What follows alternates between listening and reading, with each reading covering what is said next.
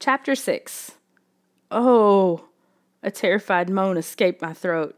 The orange gunk was thicker than wet sand, and cold. Sinking fast, my bike tilted hard to the left, and I started to fall off. My hands flew from the handlebars, and I fell off the seat backward into the goo. I slapped the surface hard, struggling to stay on top of it. The thick, sandy goo swam up to my waist. My bike was disappearing. I could see only the handlebars now. Ow! I screamed as something bit my left ankle. I felt another bite on my other leg, and another bite. There were creatures down below. Snakes? Killer fish? Ow! They were snapping hard, biting right through my jeans. I tried to squirm away, but my legs were trapped under the gunk. I sank another few inches. My heart pounding in panic, I spun around and saw Elliot jump off his bike. He came running toward the quagmire. Stretching out his arms, he dove toward me. He made a wild grab for my arms, missed, and landed face down in the muck with a sickening splash. I gaped in horror as he started to sink under the surface. "Elliot, raise your head! Pick up your head!" No, he thrashed and kicked, but it only made him sink faster. In seconds, he disappeared into the orange sand. "Pick up your head, Elliot!" I screamed in a high, shrill panic. "Elliot, please!" But he was gone. Gone. I stared down at the muck. Not even a ripple where he had sunk. Chapter 7. "No!" I cried out, and I leaned forward, forced myself to move through the muck, reached out my arms, stretched my arms over the surface, and with a burst of strength I bent down and plunged both hands into the wet sand, deeper, until I felt something. Yes, Elliot's head.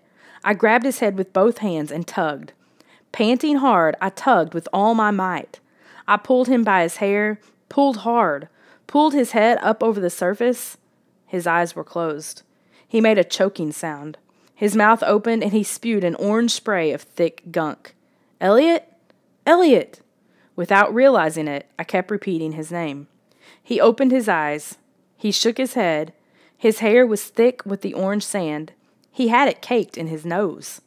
I'm okay," he said in a hoarse whisper. He shook his head again. He coughed up some more gunk. I grabbed him under the shoulders and pulled hard. He came sliding up higher.